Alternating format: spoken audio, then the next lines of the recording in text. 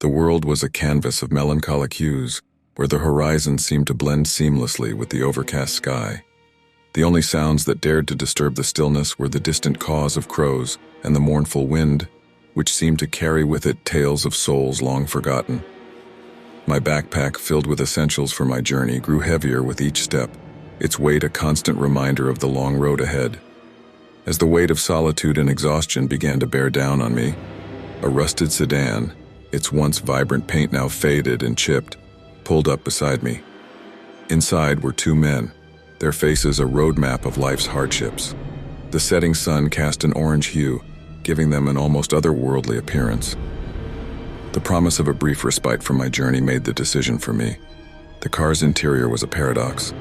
The leather seats, though worn, had been cared for, but the air was thick, laden with secrets and unspoken words. The driver's eyes, when they met mine in the rearview mirror, held a hint of something dark. I tried to shake off the unease, attributing it to the weariness of the road. As we ventured deeper into the forest, the atmosphere grew colder, and an eerie fog enveloped the car. The sun had set, and the world outside was now a play of shadows and moonlight. The silence inside the car was deafening, broken only by the occasional grunt or mumble from the two men. It was then that I saw it, the unmistakable glint of metal from the passenger's lap. A gun. Panic surged through me, a tidal wave of fear. Every horror story I'd ever heard played out in my mind. Were they outlaws? Was I their next mark? But as the journey continued, something even more unsettling began to happen.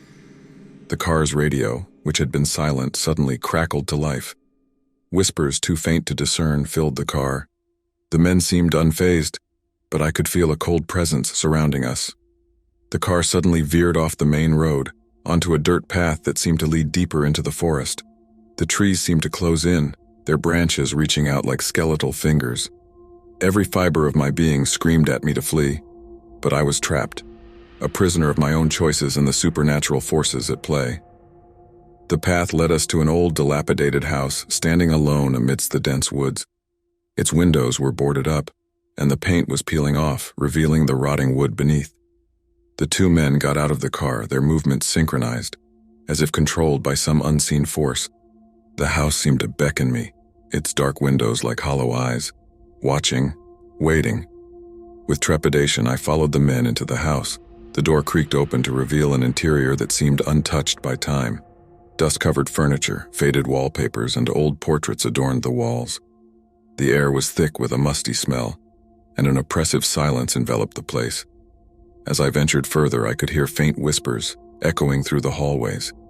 The spirits of the house were restless, their presence palpable. Every room told a story of lives lived and lost, of love and despair. In the living room, an old piano sat, its keys worn out. As I approached it, the keys began to play on their own, a haunting melody that seemed to resonate with the very soul of the house. The portraits on the walls seemed to come alive, their eyes following my every move. I made my way to the basement, hoping to find a way out, but what I found was even more terrifying. The walls were lined with symbols, and in the center of the room was an altar stained with what looked like blood. The two men were there, chanting in a language I couldn't understand.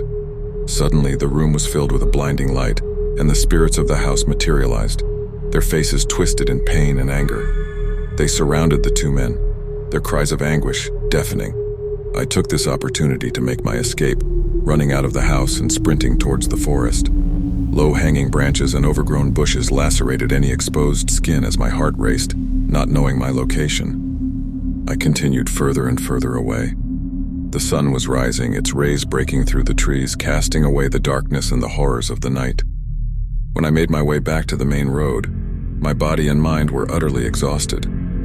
The events of the night played over and over in my mind, a constant reminder of the dangers that lurked in the shadows, both human and supernatural, altogether impossible to explain. The experience changed me in ways I could never have imagined. I became more cautious, more aware of the world around me. Although crippling at first, it also made me stronger, more resilient day by day. Because I had faced my worst fears, both human and supernatural, and survived. And that was a victory in itself. Weeks turned into months, and the memories of that fateful night began to fade. but the world had a way of reminding me. One evening as I was returning home, I found a note pinned to my door. It was short, but its message was clear. "We'll find you." The fear returned, more potent than ever. I began to spiral in darkness, frozen by the notion of being hunted. I knew I couldn't stay. I packed my essentials and left, choosing a life on the run over the constant threat of danger. The road became my home, each town a temporary refuge. As the months went by, I learned to trust my instincts, to blend in, to always be on the move. I met others along the way, each with their own story, their own demons. We formed a bond, a makeshift family, looking out for each other, sharing our resources and knowledge.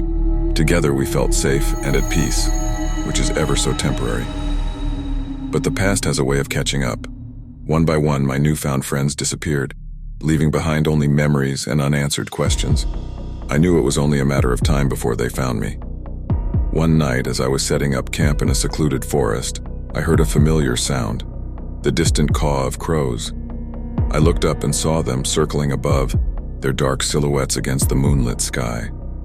I knew they were coming for me, but I was ready. The countless nights I'd spent studying their patterns, the traps I'd meticulously set throughout the forest, and the combat skills I'd honed were all about to pay off. The forest, with its dense canopy and labyrinthine pathways, was no longer just a sanctuary. It was my fortress. The first sign of their approach was the soft crunching of leaves. I crouched behind a large boulder, my breath steady, listening intently. The wind carried their whispered conversations, confirming they were splitting up to cover more ground. Perfect. I moved swiftly, using the shadows to my advantage. The first trap was triggered. A net made of strong, coarse rope hoisted one of the men into the air, leaving him dangling and disoriented. Before his partner could react, I was on him. Our struggle was fierce. He was larger and stronger, but I was faster and had the element of surprise. A swift kick to his knees brought him down, and a blow to the back of his head ensured he stayed that way. With one man incapacitated, I turned my attention to the one in the net. He had managed to cut himself down and was now brandishing a knife, his eyes wild with fury. We circled each other, the tension palpable. He lunged at me, but I was prepared. I sidestepped, using his momentum against him, and he stumbled into another trap, a pit lined with sharp stakes. He barely managed to stop himself from falling in, but it gave me the opening I needed. I rushed forward, disarming him and landing a punch that sent him sprawling to the ground, unconscious. But the forest still held more dangers. From the shadows, more of their accomplices emerged. I realized then that the two men were just the beginning. The real fight was about to start. I retreated, leading them into the heart of my trap-laden territory. Explosive snares went off, creating chaos and confusion. Tripwires triggered heavy logs that swung down from the trees, knocking them off their feet. Every step they took was fraught with danger, and I used it to whittle down their numbers. The final confrontation took place by a cliffside. 3 of them, all armed and battle-hardened, cornered me.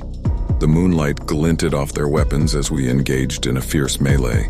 Blades clashed, and the air was filled with the sounds of grunts and shouts. But I had the home advantage. Using the terrain, I dodged and weaved, causing 2 of them to collide and lose their balance, sending them over the edge. The last man was the toughest. We traded blows, each trying to find an opening in the other's defense. Our battle raged on, neither willing to give an inch. But as dawn began to break, fatigue set in. With a final, desperate move, I managed to disarm him, landing a series of blows that left him defeated and gasping for breath. After what felt like hours, it was over. The forest floor was littered with the aftermath of our battle. The 2 men, along with their reinforcements, lay defeated, their reign of terror finally at an end. I stood victorious, my heart pounding, my body covered in sweat and dirt, the first rays of the sun heralding a new day and a new beginning. As the sun rose, I made my way out of the forest, leaving behind the memories of that night. I knew I had a long road ahead, but I was no longer afraid. I had faced my demons and emerged stronger than ever. The world was vast, full of possibilities, and I was ready to explore it, one step at a time.